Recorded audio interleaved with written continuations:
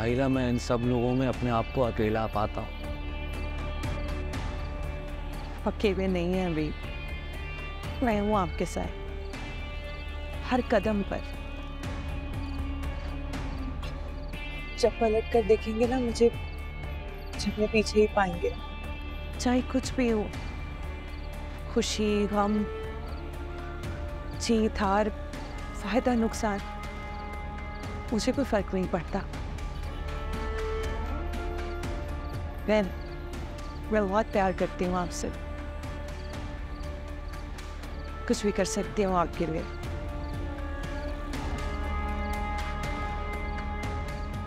मुझे माफ कर दो राहिला। माफी क्यों मांग रहे हैं? मुझे शर्मिंदा कर रहे हैं। नहीं, शर्मिंदा तो मैं हूँ।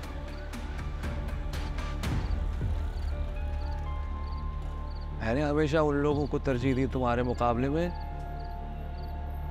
जिन्होंने वक्त आने पे मेरा साथ छोड़ दिया। आप अपने आप को कसूरवार मत ठहराएं। नहीं, मैं गलत था, मैं गलत था, मैं गलत था। जिन्हें मैं अपना समझता था वो कभी मेरे अपने थे ही नहीं, और जो मेरा अपना था उसे मैं कभी देख ही नहीं सका। मुझे आपसे कुछ शिकायत है ही नहीं, इतनी सी भी। तो तुम्हारा बड़ा बनेगा राहिला, तुम्हारा दिल बहुत बड़ा है, पता है।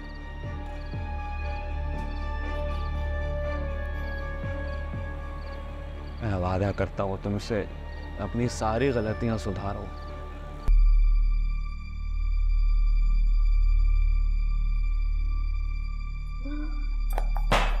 हेलो हेलो, अब क्या करूं? नहीं, इसको यहाँ तो नहीं रख सकती। अरे ये क्या कर दिया?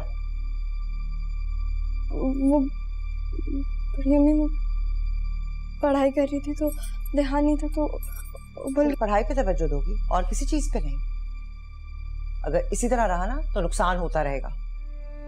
जी जी बड़ी अम्मी। जिंदगी में और भी काम होते हैं पढ़ाई के अलावा। हाँ, तो तुमसे एक बात कहने आई थी कि आज से रात का खाना तुम बनाओगी, की जिम्मेदारी तुम्हारी है। लेकिन बड़ी अम्मी मुझे। लेकिन क्या? ये इतनी बड़ी बात तो नहीं है। हमें तो शादी के अगले दिन से बावर्ची खाने की सारी जिम्मेदारी सौंप दी थी। बड़ी अम्मी, अब्बा ने जो कुछ भी किया ना, उसका गुस्सा आप मुझ पे क्यों निकाल रही हैं? और उन्होंने जो कहा, जो किया, उसमें मेरा कोई लेना देना नहीं था, ना ही मेरा कोई कसूर था, तो उसकी सजा मुझे क्यों मिल रही है? ये रात के खाने का फैसला दादी का है, और जो कुछ तुम्हारे अब्बा ने कहा उसका इस बात से कोई ताल्लुक नहीं है। और इतनी बड़ी बात भी नहीं है, सिर्फ एक वक्त का खाना तो है। बड़ी अम्मी, आप समझ नहीं रही, मेरे पास सिर्फ रात का वक्त होता है जिसमें मैं सुकून से पढ़ सकती हूँ। हाँ, तो वक्त बदल लो ना। फाखिर को देखो, वो ऑफिस भी जाता है, पढ़ाई भी करता है। उसी तरह तुम पढ़ाई भी कर सकती हो और किचन भी संभाल सकती हो, कोई बड़ी बात नहीं है। और हाँ, अगर कोई ज्यादा मसला है तो अपनी दादी से खुद बात कर लेना। वैसे मेरा मशवरा तुम्हें यही होगा कि तुम अपनी पढ़ाई को और घर के कामों को बैलेंस करो, वरना किसी एक काम से हाथ धोना पड़ जाएगा तुम्हें। तुम अच्छी तरह जानती हो वो कौन सा काम होगा। और यहाँ पे उल्टा मुझे फाखिर की मिसालें दे जा रही हैं। तुम खुद बताओ, फाखिर ने क्या तीर मारा है? ना उसका पहले पढ़ाई पे फोकस था, ना उसका अब पढ़ाई पे फोकस है। वो प्राइवेट करके पास हो जाएगा और अब्बा का बना बनाया बिजनेस कंटिन्यू करेगा। मैं क्या करूंगी, तुम बताओ? अपनी अम्मा की तरह क्या किचन में जिंदगी गुजारूंगी मैं? यार, मैं ना पढ़ना चाहती हूँ, कुछ बनना चाहती हूँ, ये बात क्यों कोई नहीं समझता? देखो एनी, मेरी जान, तुम रो मत, इतना परेशान नहीं हो। मेरी जान, देखो मैं तुम्हारी दोस्त हूँ, हम सब तुम्हारे साथ हैं। प्लीज डोंट क्राई, और हम मिलके कोई ना कोई तुम्हारा हल जरूर निकालेंगे इस मसले का। Trust us. सॉरी यार, तुमसे बात करती हूँ। एनी, चाचू, आप मेरे ख्याल से गलत जगह बैठ गए। मेरी चेयर है ना। तुम्हारी कुर्सी कब से हो गई भाई? बाबा की थी, उनके जाने के बाद मेरी हुई, और जब पहली दफ़ा ऑफिस आया था तब आप नहीं बिठाया था यहाँ पे। मैंने तुम्हें अगर कह दिया था तो तुम सीरियस हो गए? अभी तुम बच्चे हो, यहाँ बैठ जाओ इधर सामने। ऐसा नहीं कर सकते आप मेरे साथ। क्या मैं क्या कर रहा हूँ तुम्हारे साथ? ये बिजनेस है और बिजनेस का उसूल होता है। तुम यहाँ बैठोगे सारा दिन मोबाइल पे लगे रहोगे, वक्त बर्बाद करोगे और कुछ नहीं। यार अभी से बात कर रहे हो? आप हमारे बीच में मत बोले। जानबूझ के करे ना आप ही, ताकि मैं बिजनेस से साइड हो जाऊँ इसलिए? नहीं, तुम्हें अभी अपनी अम्मी को ये दिखाना है कि तुम यहाँ आ रहे हो ऑफिस। अभी तुम्हें काम नहीं आता है, तुम बच्चे हो। जाओ जाकर वर्कर्स के साथ बैठो, उनके साथ लगो, काम सीखो। अब मुझे लगेगा कि तुमने काम सीख लिया है, तुम इस कुर्सी के अहल हो गए हो, तो फिर मैं यहाँ से खुद हट जाऊँ, ठीक है?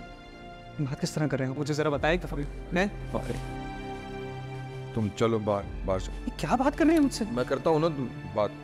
भाई साहब के जाने के बाद मैं इस घर का बड़ा हूँ। मैं ये सारी जिम्मेदारियाँ अपने हिसाब से उठाऊंगा, सारे मामलात मैं चलाऊंगा। किसी को कुछ बोलने का कोई हक नहीं है। अच्छा, इतने जिम्मेदार बन ही गए हो तो एक और जिम्मेदारी पूरी कर दो। ज़हीर भाई का किया हुआ वादा पूरा कर दो। हमें हमारा हिस्सा दो, फिर हम तुम्हारे मामले में नहीं बोलेंगे।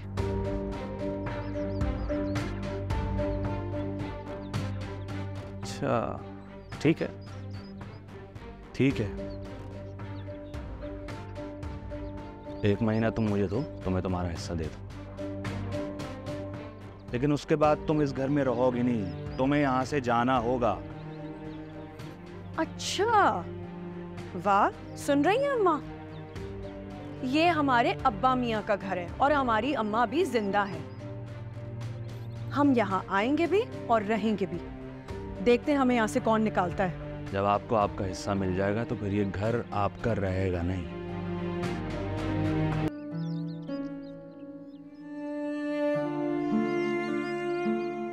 ब्राउन हुआ? नहीं अम्मी, थोड़ी सी हुई है ब्राउन। थोड़ा सा ब्राउन तो हो रही है, जला ना दियो उस लड़की ने। या अल्लाह, हटो। हाय हाय, नहीं क्या किया तुमने बेटा? कहा ना जब ब्राउन हो जाए तो गोश्त डाल देना। तो आप मुझे क्या पता कि ये जल रही है या पक रही है, क्या होती है? आप बता दी ना कौन सा शेड ऑफ ब्राउन।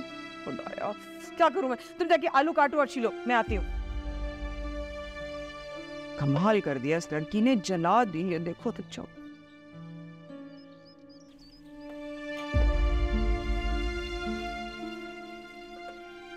एनी, ये क्या कर रही हो अब तुम? Any any any any any, क्या कर रही हो ये? इस तरह कौन काटता है, कौन छीलता है? आज से ज्यादा आलू तो तुमने छिलके में डाल दिया। हटो, मैं करती हूँ। तो अम्मी मुझे नहीं आता ना ये सब करने, और ना ही मुझे ये सब करना है। आप लोगों ने पता नहीं क्यों मुझे किचन में डाल के खड़ा कर दिया है।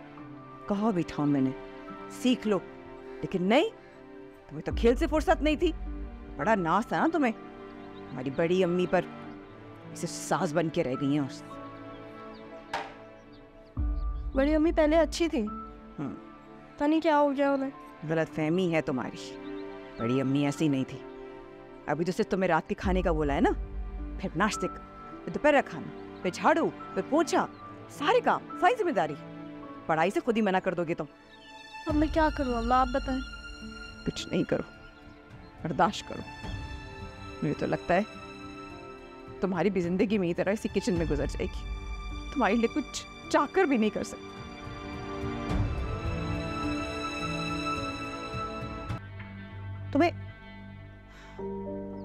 तुम्हें सीखना होगा।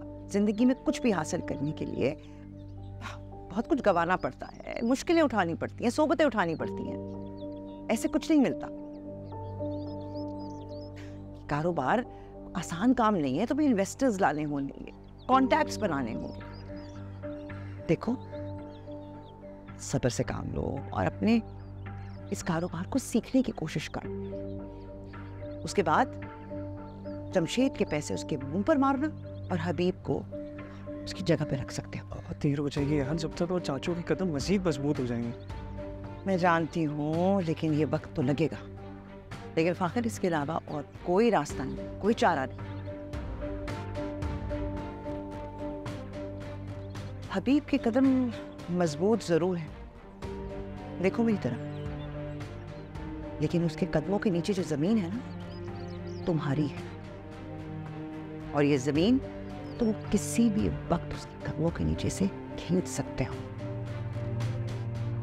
इसलिए जब तक तुम्हारे कदम मजबूत नहीं हो जाते ना, हमें सब्र से काम लेना होगा। अभी कुछ भी करता है, बस अपने मकसद पर डटे रहो। समझ रहे हो ना मेरी बात? मैं इसको ये नोट्स कैसे दूं यार? इसको एक वॉइस नोट कर देता हूँ।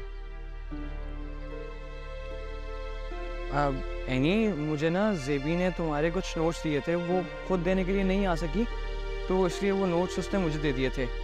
मैं तुम्हारे घर के बाहर खड़ा हूँ, अगर तुम आके वो नोट्स अपने रिसीव कर लो।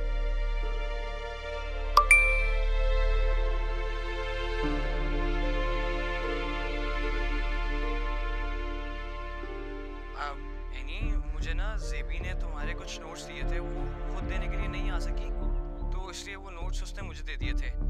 मैं तुम्हारे घर के बाहर खड़ा हूँ, अगर तुम आके वो नोट्स अपने रिसीव कर लो।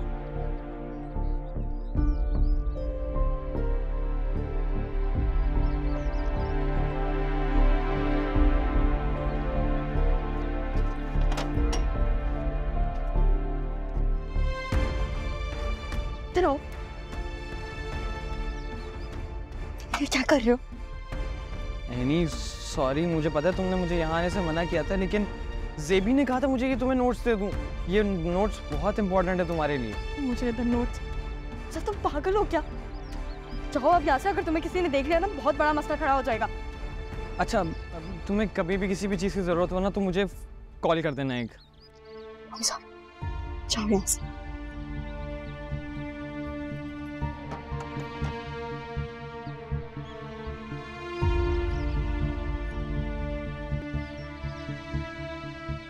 ये गेट पे क्या कर रही थी तुम? किससे बात कर रही थी और क्यों? कौन था वो? कुछ पूछ रही है तुमसे, बोलो, जवाब दो।